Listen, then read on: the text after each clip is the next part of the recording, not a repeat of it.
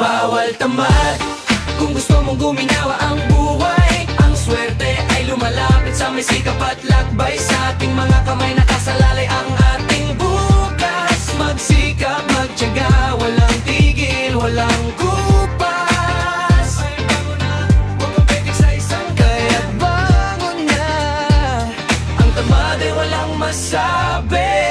Huwag ka nang tumingin sa feed ng iba, influencer o mayaman, dahil ang istorya nila pinaghirapan. Di yan ang tandaan, ang yaman ay nasa sipag, nasa pagiging masinop. Hindi man pansinin bawat move mo, may bating idinudulot. Kung may nasirang plano, wag nang sisihin ang mundo, kundi mag-adjust, magbago at magsimula ng panibago. Masarap ang pahinga kung alam mong may pinaglaanan.